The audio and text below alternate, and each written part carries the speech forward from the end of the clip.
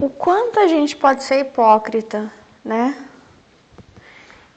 A gente costuma usar frases muito bonitas, às vezes para criticar as pessoas, para criticar alguém no passado, mas a gente não conseguiria viver 1% daquela realidade. Eu quero falar um pouco sobre isso. Eu sou Melissa, sou mãe, sou escritora, tenho 7 obras publicadas, sou cristã, autista e superdotada. Vou falar um pouco de Deus, vou falar um pouco da minha visão superdotada sobre as coisas.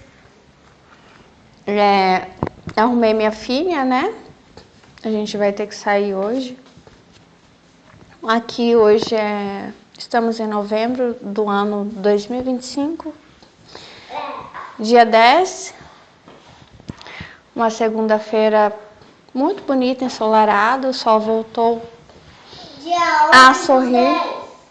Não, dia 10 do 11. E após dias um pouco frios e nublados, de chuva, eu arrumei minha filha e aí ela olhou pra mim e falou: mamãe, você vai assim? E aí eu falei: não, filha, eu vou tomar banho ainda. E aí comecei a pensar nos 40 anos, né, de um povo que é muito criticado pelo tanto que reclamava. E às vezes é muito fácil a gente falar de algo. Mas minha mãe falou assim, ó. Quando a minha mãe tava na loja, criança, o homem queria malograr ela. Ah, tá. Não, isso que ela falou foi uma situação que eu passei com 9 anos, né? E, enfim.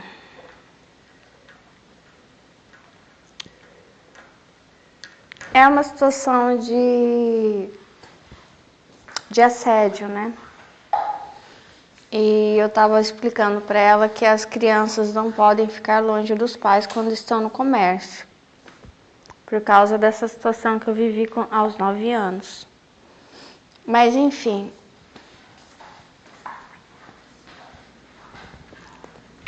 Aí, quanto mais a gente fala de algo, mais coisas vão saindo. Porque a gente acha que sabe algo, mas não viveu esse algo. Então, é como se você falasse de alguém que segurou uma panela quente. E essa pessoa tá segurando essa panela quente, sabe? Mas você não segurou essa panela quente. Então, os olhos vão ardendo, a mão já está queimando e em algum momento a boca começa a reclamar, né? Mas você está falando sobre a panela quente, você não está segurando a panela quente. Então é bem diferente, parece muito fácil segurar a panela quente quando você fala e não segura a panela quente. E essa panela quente é o deserto. E aí eu pensei, uau, eles passaram 40 anos sem tomar banho. Sem tomar banho. Fazendo apenas alguma higiene ali que você faz em momentos raros, quando você às vezes está fora de casa ou se de repente você está muito doente, não aguenta tomar um banho. Mas é algo raro, né? Mas 40 anos. E nesses 40 anos, eles se relacionaram, se casaram, tiveram filhos, eles morreram, crianças nasceram sem que suas mães tivessem tomado um banho. E depois de nascidas, as puerpérias, elas não tomaram banho.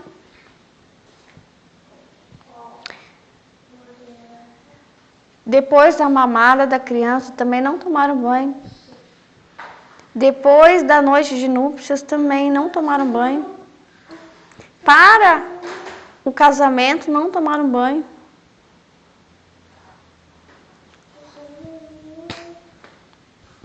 Durante os dias de menstruação, as mocinhas e as mulheres não tomaram banho. Havia pouca água. Quando estavam, sei lá, se sentindo doentes, por exemplo, uma gripe, né, que você tem que assoar o nariz, você tem que lavar as mãos, não tinham essa água para uma higiene. Não lavaram os bebês não foram lavados. Não teve o primeiro banho do bebê.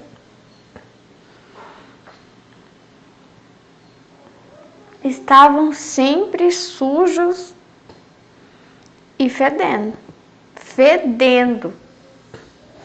cheirando muito mal, mas num nível que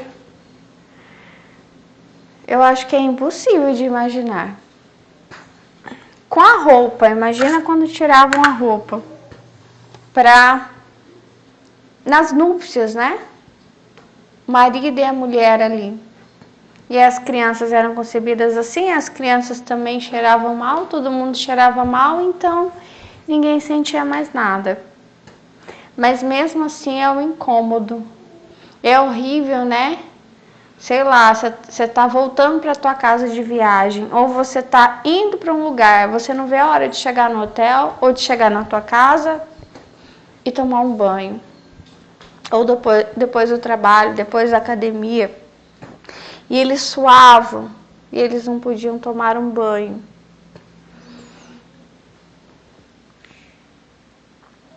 Eu sei que eles deveriam ter ficado bem menos tempo no deserto. Não deveriam ter ficado 40 anos. Acontece que naquela situação eu vejo o seguinte: quando Deus manda que eles olhem a terra prometida, a decisão ali não é do povo, né? A decisão é daqueles que estão liderando. E na verdade, eu acredito que o povo faria qualquer coisa que os mandasse. O povo geralmente é assim, né? Geralmente o povo ele não pensa por si só. Por isso que se escolhem os governantes, né? Para que, enfim, ainda mais que geralmente o povo tá passando fome, tá passando necessidade. E quando você tá com fome, quando você tá com necessidade, você não pensa direito. Por isso que a corrupção é sempre maior em países de terceiro mundo, onde se tem um povo com a emoção fragilizada, porque uma pessoa que tem necessidades também tem as emoções fragilizadas, entendeu? Tem a identidade fragilizada.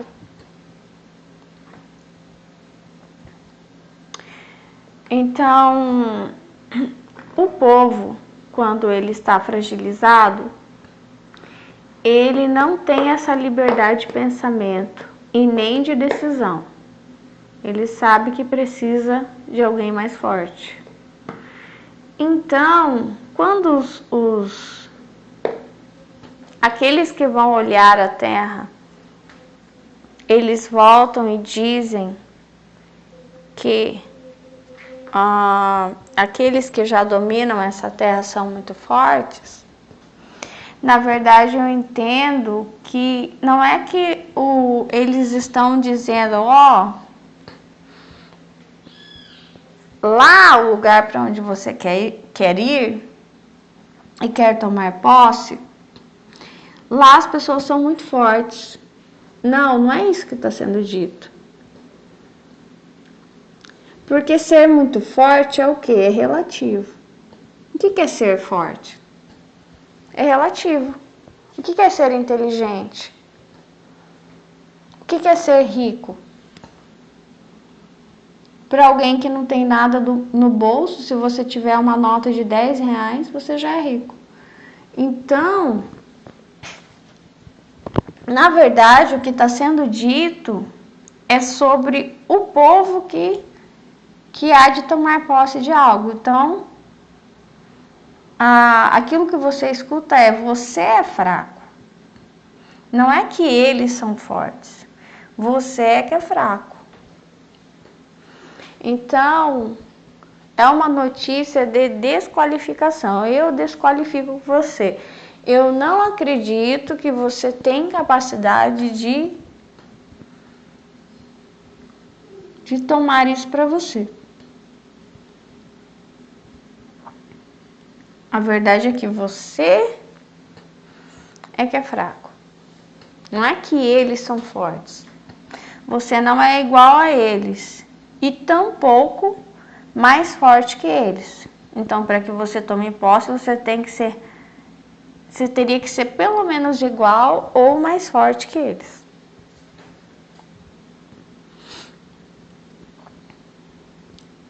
É claro que o povo acreditou naquilo. Se eles estavam tanto tempo caminhando para o nada, né? Com um choque de realidade entre aquilo que eles comiam, como eles se vestiam, as condições básicas de saúde, de autocuidado, é claro que eles acreditaram, porque eles estavam fragilizados pela situação.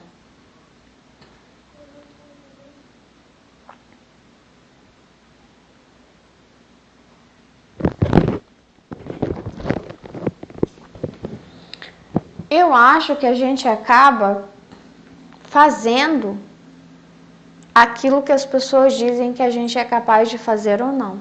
Então, se alguém disser para você que você é capaz, você toma aquilo como verdade. Se alguém disser para você que você não é capaz, você também toma isso como verdade. Acho que tem uma frase do Henry Ford que fala sobre isso. Mas fala que você se autodetermina, né? Mas não é assim. Nós somos muito determinados pelos outros. Então, se seu pai, por exemplo, se é uma criança, você fala para o seu pai, para sua mãe, que você quer fazer algo, e papai e mamãe disser para você que não, que é impossível, aquilo realmente vai ser impossível para você. Você não vai conseguir. Se um chefe disser, se um líder disser, quem for que disser para você que você não consegue, aquilo vai ser uma verdade para você. Entendeu? Principalmente se você estiver numa posição de deserto, fragilizado. Porque a realidade, ela grita. A circunstância, ela grita. Né? E para que você saia de uma circunstância de fragilidade física, emocional, e as necessidades fragilizam um povo, fragilizam uma pessoa, sim. Imagina você na rua, sem tomar banho. Como é que você começa a se sentir com você mesmo? Passando fome. Passando fome, passando frio e calor. Dias a fio. Aí, de repente, tem uma terra prometida para você. Mas lá tem pessoas bem fortes. Você vai ter coragem de ir para lá? Se nem banho você tem como tomar, como é que você vai para uma entrevista de trabalho? Como é que você vai para uma terra prometida? Olha como eles se sentiam. Como é que você vai se apresentar dessa forma? E é essa forma que Deus exigia que eles se apresentassem, da forma que eles estavam, sem tomar banho mesmo. Sem tomar um banho de loja, sem tomar um banho sem preparo. Muitas vezes a terra prometida é isso, é agora. Não é depois de arrumar isso, aquilo, não. E se não for agora, vai ser daqui 40 anos, e daqui 40 anos você já vai estar morto. Essa que é a verdade.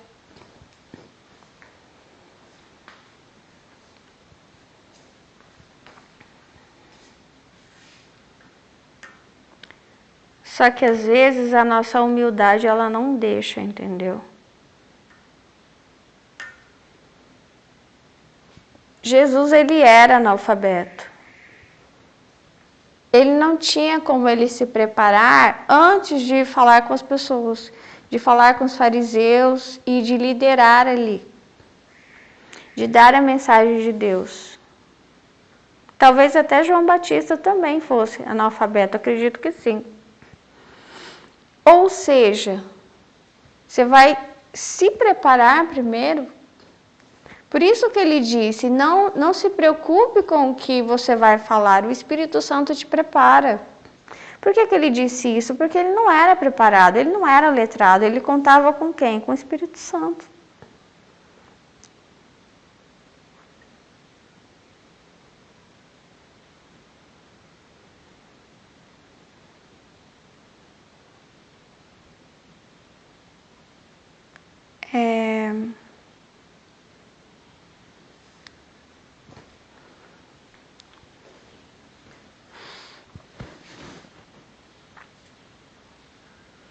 Então é isso.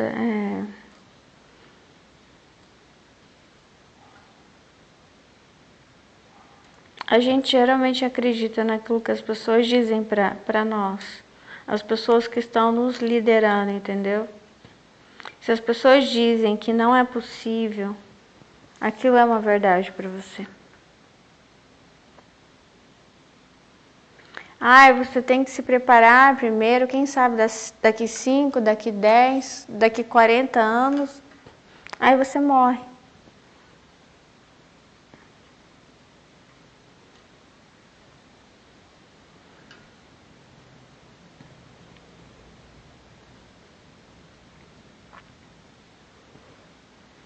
E se de repente, o despreparo ele foi uma condição para que Deus agisse por você? E se aqueles que são muito preparados, esse preparo que eles têm neles é justamente o que fecha a porta para que o Espírito Santo fale? Será que não? Será que não? Será que o Espírito Santo ele não fala justamente quando a gente está despreparado? Porque a gente abre a porta para que ele entre?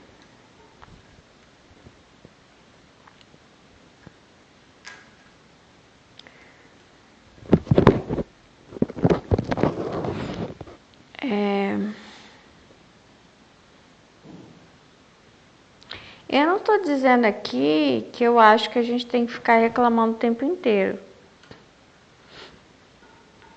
Eu estou dizendo que a gente fala de coisas que a gente não tem ideia do que são. A gente fala como se a gente já tivesse vivido isso. Como se tivesse sido fácil, entendeu? Como se fosse fácil.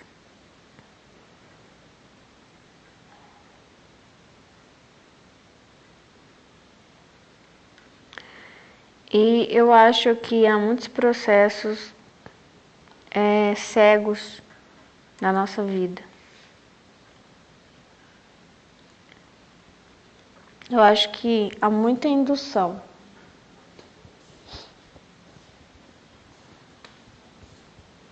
E eu acho que a maioria dos sofrimentos, eles permanecem através da desvalorização. Da desvalorização, exatamente. Então, quando você invalida, desvalora as pessoas, você diminui o valor, você começa a causar sofrimento. Só que eu acho que esse processo de diminuir o valor do outro, ele é proposital. Porque, por exemplo, para que você use do outro sem que ele reclame e ele colabore com isso, você precisa informá-lo de que ele não vale tanto assim. Entendeu? Não vale tanto assim.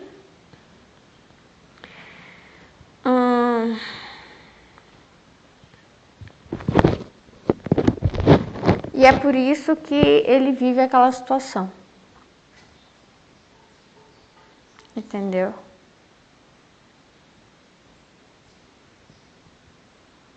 Por exemplo, as pessoas que não têm estudo, será que não valem tanto assim? Eu comecei a caminhar para o lado da irracionalidade para descobrir se o valor da pessoa está correlacionado com aquilo que ela sabe. Ou seja, com tanto de livros que ela leu, e não só leu, absorveu frases que ela tem decorada, autores, o fato dela ser letrada ou analfabeta. Aí eu lembro de Jesus. Bom, Jesus era analfabeto, então, será que ele não tinha valor nenhum? João Batista também era analfabeto. As mulheres que seguiam Jesus, Maria era analfabeta. José não sei, né? Enfim, não sei. Mas muitos ali, a maioria, era analfabeta.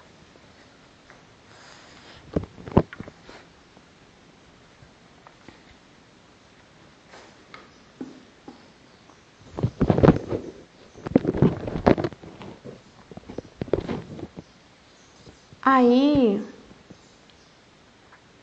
eu vou caminhando por vários conceitos. Esse povo sofrido, que tem uma promessa de estabelecer-se em uma terra, não ficar vagando por aí, né? Sei lá, você mudando de casa em casa, sempre pagando aluguel, você tem a sua casa, essa é a minha casa. Essa é a casa que meu Deus quer me dar. Entendeu? Que o deserto não é a tua casa. É um lugar de passagem, né? Então você tem a tua casa, o teu escritório, o seu ateliê, enfim, a sua empresa, sabe? Algo que é seu. Só que tem algo que se agradecer. Se eles estão assim no deserto, é porque eles se libertaram de alguém, que é o Egito. Então eles já têm a vitória principal, que para mim é a libertação.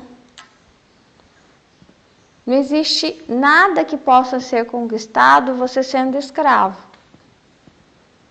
Você precisa primeiro ser livre para dizer que algo é seu. Senão tudo que você tem é do outro. Então a liberdade, né? A liberdade de falar, a liberdade, a sua liberdade. Porque quando você é escravo, você nem sabe se gosta mesmo disso ou foi induzido a gostar. Ou se você não gosta ou foi induzido a não gostar. Então, a primeira coisa é que eles são livres, eles já não sofrem mais maus tratos.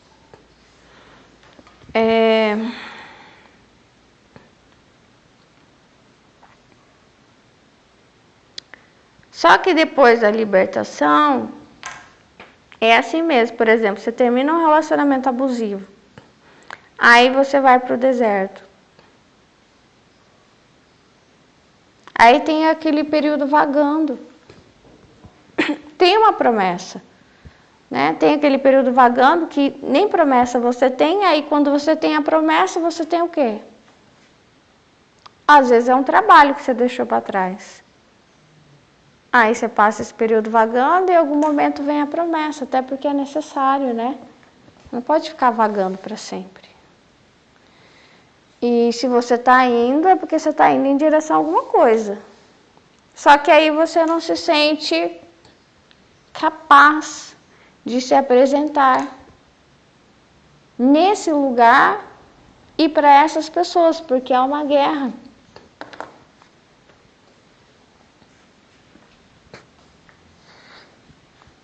É uma guerra espiritual. Não sei, é uma guerra. Inclusive, que engraçado, essa noite eu sonhei com uma casa muito bonita. Era uma casa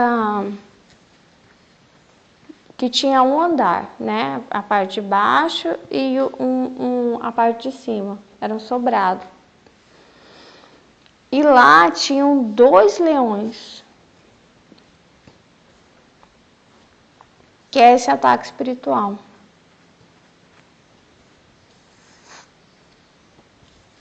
E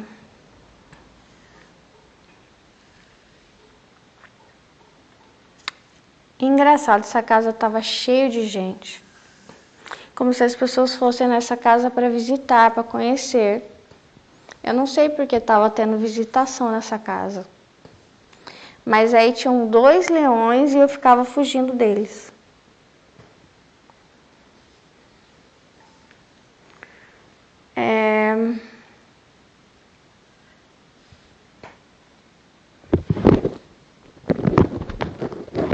A gente usa frases muito bonitas, que a gente diz que Deus escolhe pelo coração. A gente tira trechos da Bíblia, mas na hora do vamos ver, a gente não acredita assim. Isso é só uma frase. Isso a gente não leva para a nossa vida.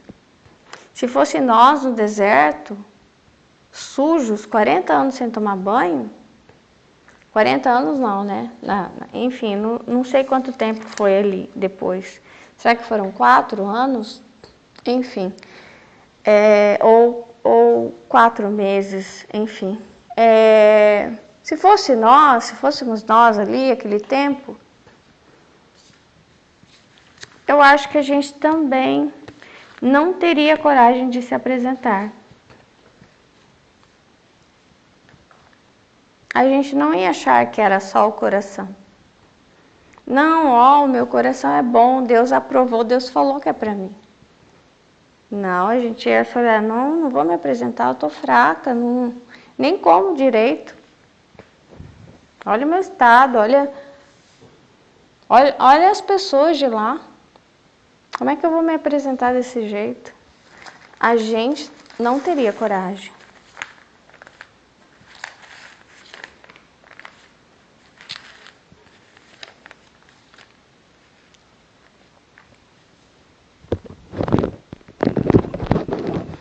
Eu não sei se você já brincou de um jogo de baralho que chama Rouba-Montes. Então, a Terra, o planeta Terra, ele foi mais ou menos tomado posse dessa forma, do rouba-montes. Então, era assim, ó,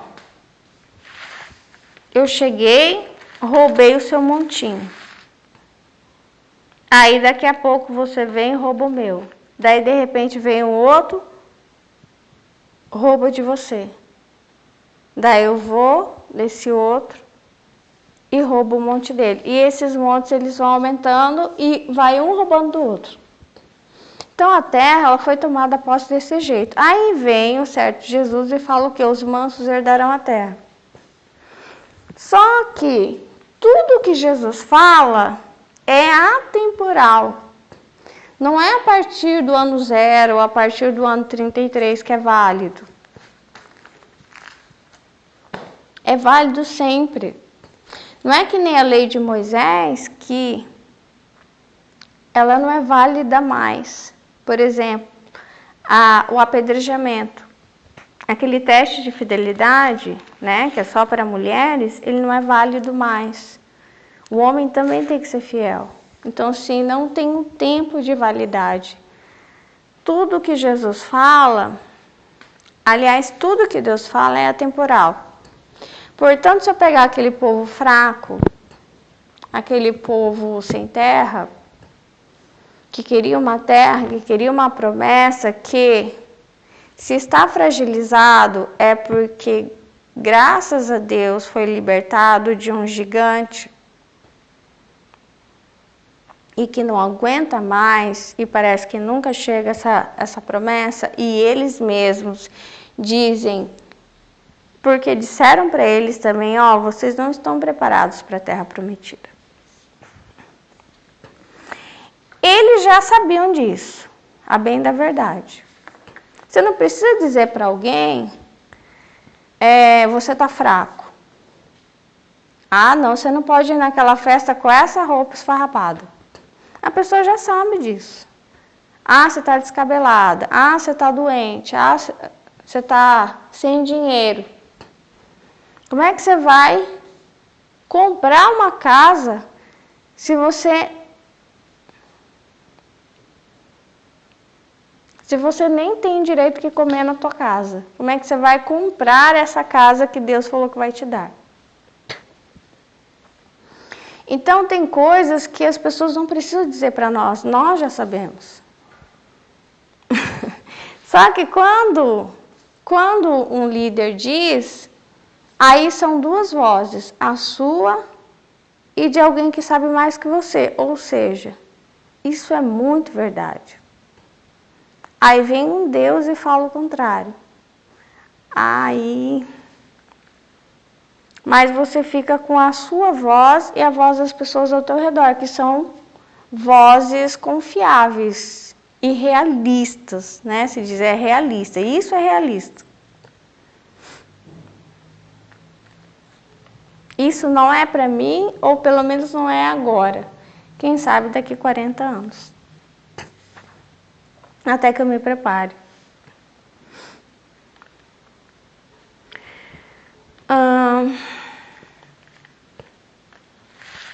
Então você já sabe que você não é preparado. Nem precisa as pessoas dizerem para você, mas quando elas dizem, aí você tem certeza. Aí você guarda as suas coisas. Guarda os seus sonhos, as suas listas, e vai fazer algo mais compatível com a tua realidade, mais compatível com a tua realidade, entendeu? Você sabe o teu lugar, né?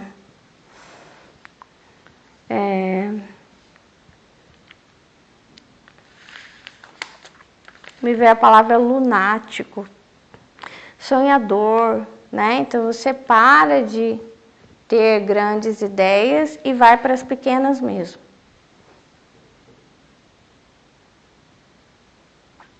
Às vezes a pequena é ficar onde você está mesmo.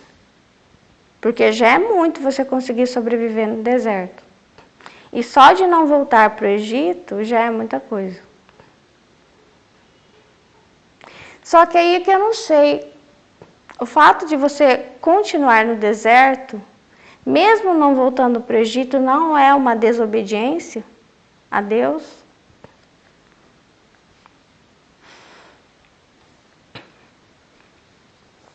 Aí, quando eu falei que Jesus ele tem um padrão atemporal, que os mansos herdarão a terra, como é que você vai entrar na terra dizendo, ó, eu vou sentar aqui nesse lugar, tá?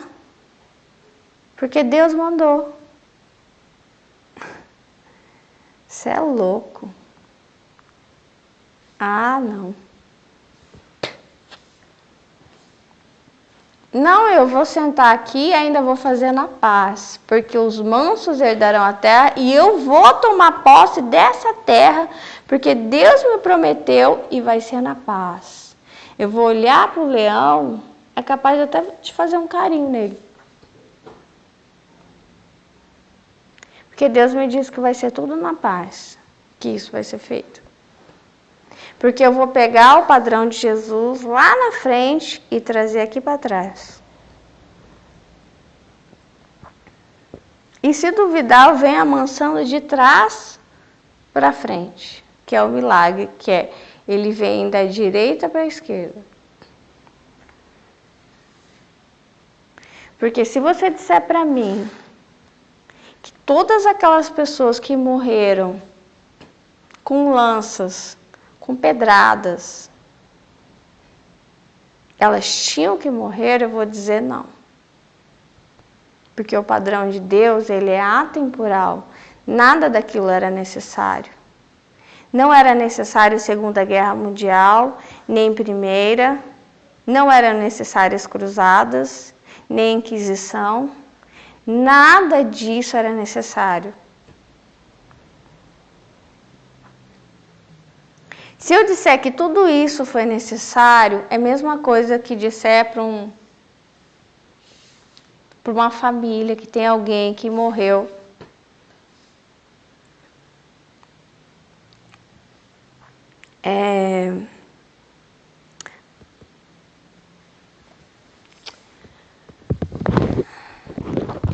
Para uma família que perdeu alguém de morte violenta, que aquilo foi necessário. Que foi necessário que houvesse aquele assalto, que houvesse aquele latrocínio, que houvesse aquele sequestro, que houvesse aquela violência, aquele estupro, seguido de morte, entendeu?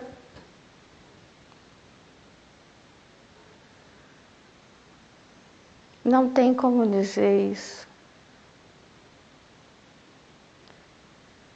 Jesus não precisaria vir no ano 0. É isso que eu acredito.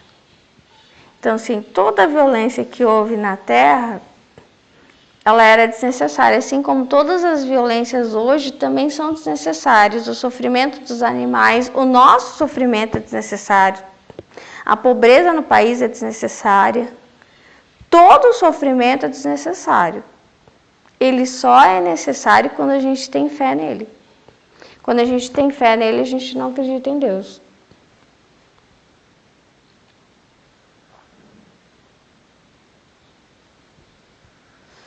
Quando a gente acredita que o sofrimento é necessário, a gente está acreditando.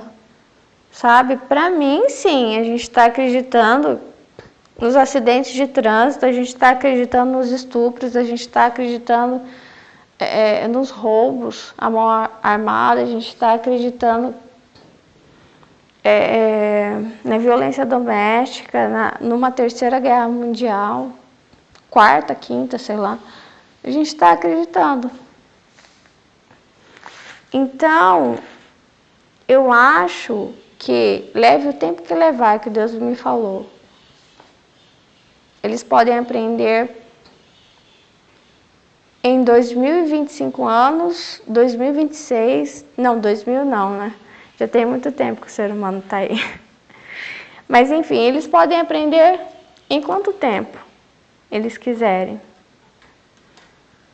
O que isso significa?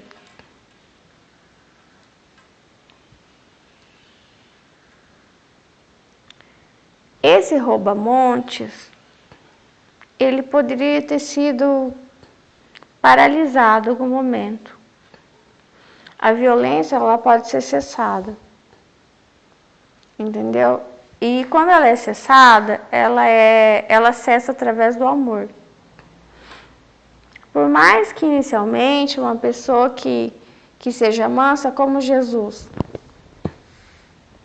os discípulos dele também, né, praticaram a mansidão. A mansidão, ela nem sempre ela colhe um bom resultado aqui, porque esse mundo é invertido. Mas ela interrompe uma maldição.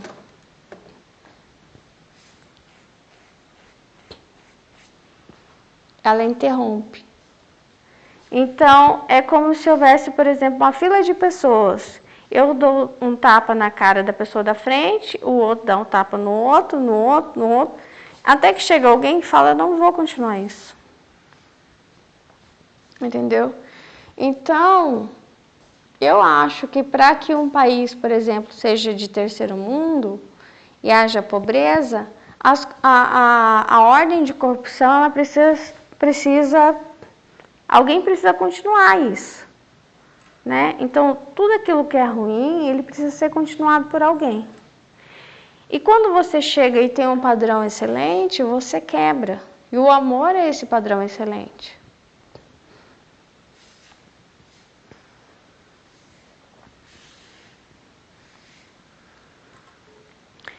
Se você chega num lugar e você faz algo e toma posse de algo através da paz,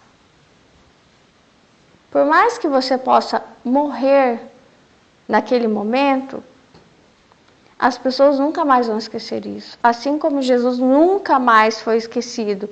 Se Jesus tivesse pego em armas e tentado e derrotado Roma, era muito provável que ele não tivesse mudado o mundo e fosse esquecido. Porque todos eram assim. Quer dizer, qual a diferença dele?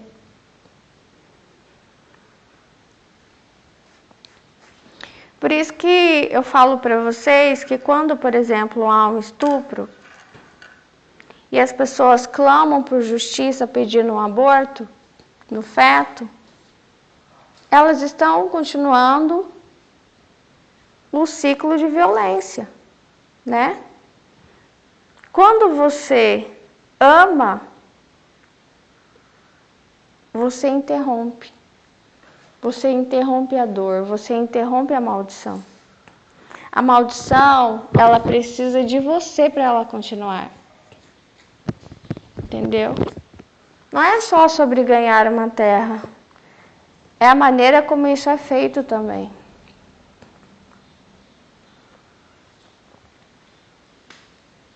Não é só sobre ter razão. É a maneira como isso é imposto. Como isso é vivido. Sabe? As pessoas podem ter muita razão de que existem mulheres que sofreram grandes coisas. Por exemplo, o povo sofreu muito no deserto.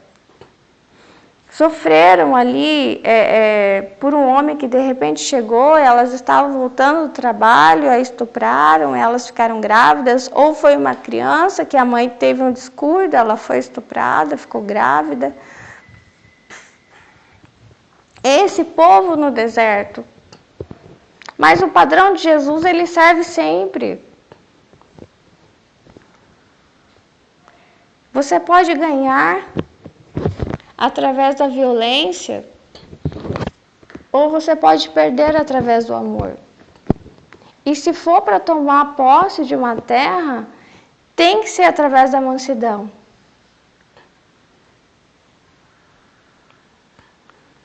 Você pode ter toda a razão do mundo, mas quando você usa da violência, a sua razão, ela não vai perder força, ela vai ganhar força, mas para fazer o que o outro já fazia. para continuar uma maldição. É como se isso se alastrasse como bicho geográfico. Eu vejo a violência assim, ela se alastra pelo corpo da terra, né? Então vem um homem e você nem sabe, aquele homem que estuprou essa criança, ele era estuprado quando criança. Ele era estuprado pelo padrasto. E aí ele virou um estuprador. Só que o padrasto dele já era estuprado quando criança também. E o outro também já era. Então esse bicho geográfico, ele vem se alastrando no corpo. E todas as pessoas que ele estupraram, abortaram. E aí quando chega naquela criança, todo mundo tem muito razão. Só que o bicho geográfico, ele vai continuar o seu caminho, alastrando. E como dizem, né? Eu quero, como dizem Jó, eu quero que Deus me abençoe duplamente, porque eu aguentei todo o sofrimento. Não toca na alma dele, pode tocar no corpo. Então, às vezes, essa mulher, essa criança, foi tocada pelo diabo, mas não toca na alma delas. O que é não toca na alma? Não amarga essa alma. Se essa alma não sabe amar, se é um sal que não salga, é uma luz que não ilumina, não serve nada. Então, bênção dupla ou maldição dupla?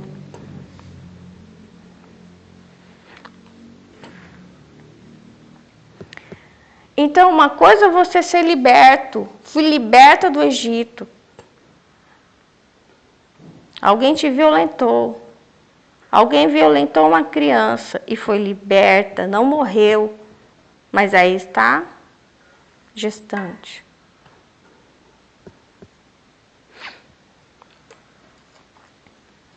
Aí esse povo oprimido, fraco, que às vezes se apresenta lá na Terra Prometida e vai fazer o quê? Quem que é esse povo para quem eu vou me apresentar? É um povo mais forte que eu, mais capacitado que eu. E quando esse povo chega lá para tomar posse, o que ele faz? Ele derrama sangue. Mas o que esse povo, que eu tanto quero ser igual ou mais forte que ele, faz? Também derrama sangue. Quer dizer, qual que é a diferença minha com ele? Nada. O que é um povo escolhido por Deus? É um povo manso, que é pelo Espírito e não por força. Ou seja, nós provamos que nós não somos diferentes deles. Só através de Jesus, por isso que nós podíamos ser salvos só através de Jesus. Por quê? Porque nós aprendemos não mais a derramar sangue. Só que não foi tão fácil assim, não é tão fácil tirar um pensamento da tua cabeça. Por isso que as terras continuaram a ser, eles continuaram a tomar posse através da violência. Eles não entenderam. Até hoje as pessoas não entendem que se você levar um tapa, dê outra face. Quebre a maldição. Tome posse da terra, mas não com violência. É o Espírito Santo que vai te dar aquilo que é teu e vai fazer você tomar posse. Seja diferente deles. Seja diferente do teu inimigo. Entendeu? É assim que o bem age. O bem, ele nunca age como o mal. Eu sempre entendi isso.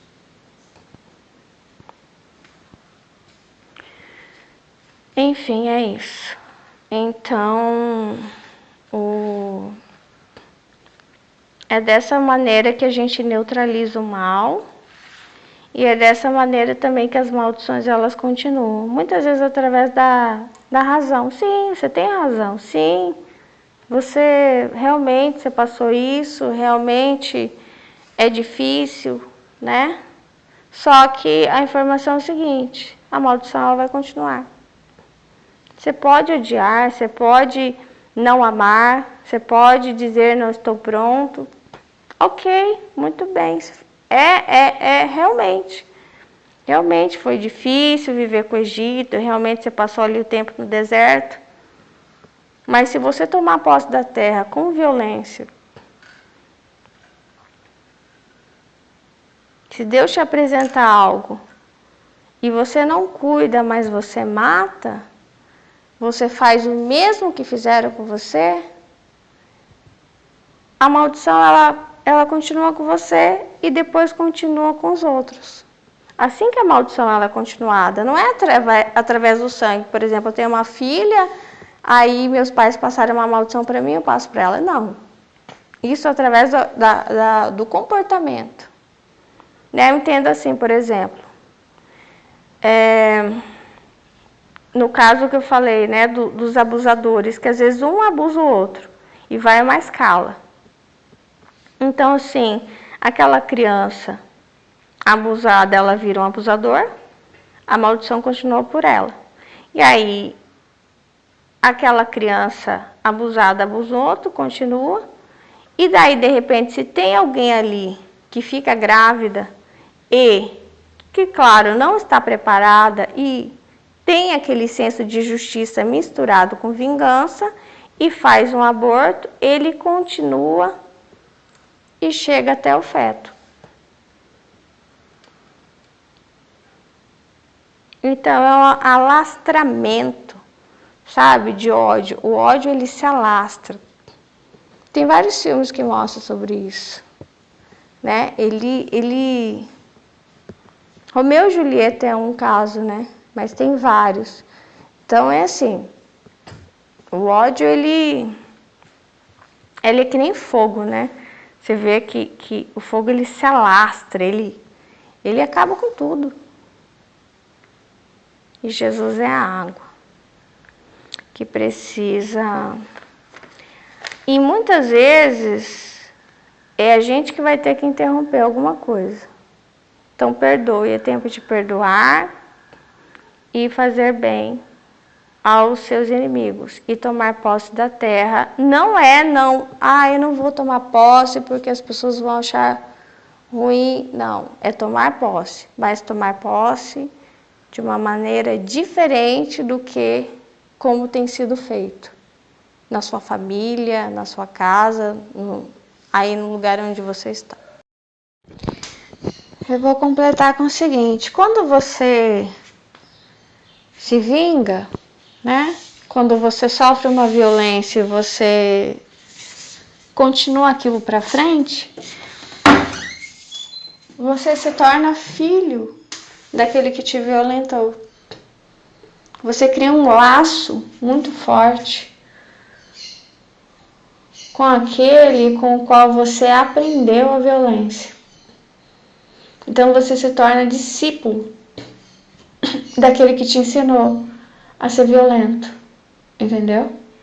Então era comum, naquele filme Romeu e Julieta, é interessante isso, ele explica bem isso, essa questão, né? Então alguém morre ali, eles sempre se odeiam, alguém morre ali e daí eles vão e se vingam. Quando você se vinga, você deixa de ser filho daquele que é teu pai, que é Deus, para ser filho do diabo. E você se liga ao algoz, ao violento, ao obsessor, entendeu? E ao demônio, vou colocar aqui, um demônio que norteou aquela pessoa a te violentar. Então existe um mal que norteia as pessoas a fazerem o mal. E quando você fica extremamente e com toda razão magoada e quer uma vingança, você se liga àquele mal. Então você se torna filho dela, filho desse mal, filho daquele que norteia todas as violências. Entende? Então, a palavra justiça, ela sempre está coligada com amor. Nunca com ódio. A vingança que ela está coligada com ódio, né? Portanto, quando você tem um discurso de justiça, mas que as tuas mãos violentam o outro, isso não é justiça, isso é vingança. E na verdade, quando a criança nasce, né, fruto de estupro, e ela é criada pela mãe estuprada, independente da idade, a mãe não está fazendo um laço de sangue ou um laço espiritual com o mal, né? Porque dizem estuprador não é pai. E aí o medo é o seguinte: eu não quero ter um laço com aquele fato que aconteceu. Só que na verdade o nó ele é feito a partir do momento que você copia o comportamento do outro. Entendeu? É a mesma coisa. Jesus ele foi preso, ele apanhou e ele não reagiu. Ele não criou laço com os romanos. Ele fez algo completamente diferente. Então, quando alguém faz o mal para você e você não revida, você corta o laço com essa pessoa. Então, no caso, vou dizer de novo, mulheres violentadas, crianças violentadas que ficam grávidas quando as crianças nascem e elas amam essas crianças, criam essas crianças, a família, sabe? O mal é cortado. Então, não é feito uma ligação de alma com esse mal que vem, não se sabe, lá de trás, percorrendo. Então, o mal ele é cortado. Só o amor pode fazer isso.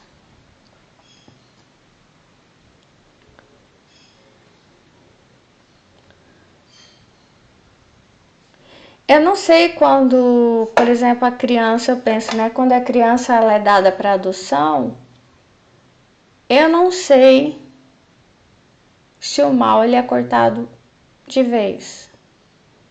Eu não sei se a gente teria, eu penso, né? Teria coisas que a gente tem que fazer e que a gente não entende, né? Eu não sei, por exemplo, quando tem o cara que foi roubado e apanhou lá no chão e os dois primeiros religiosos eles passam e não cuidam daquele homem doente, vem o samaritano e faz. Esse samaritano seria o pai adotivo. Quem tinha que cuidar era o judeu. Ele não cuida, então vai para o pai adotivo. Eu acho que isso vem de novo lá na frente. Porque é como se fosse, é algo que você devia ter feito. Então, se você não faz agora, você vai fazer depois. É a mesma coisa, eu tenho que limpar a casa. Eu não vou limpar hoje. Em algum momento você vai ter que... Eu sinto isso, sabe? Em algum momento você vai ter que fazer isso.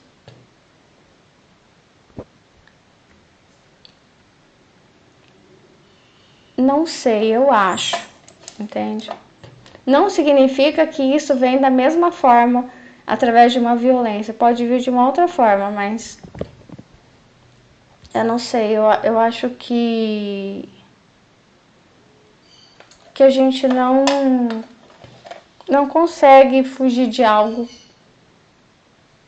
que estaria no nosso planejamento, que Deus planejou que a gente fizesse, que a gente cumprisse aquele papel, entendeu? Como pai, como mãe, principalmente. É algo do ciclo da vida, é algo muito forte. Onde... Enfim.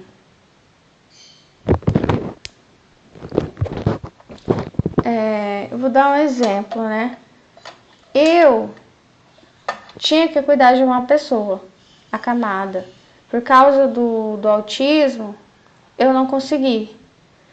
E vários problemas também que eu estava passando ali no momento, né? Porque eu também estava sofrendo violência e não sabia, não comuniquei isso com ninguém. Então, o que aconteceu? Eu sinto que eu não fiz aquilo que eu deveria ter feito. Aí, alguns anos depois,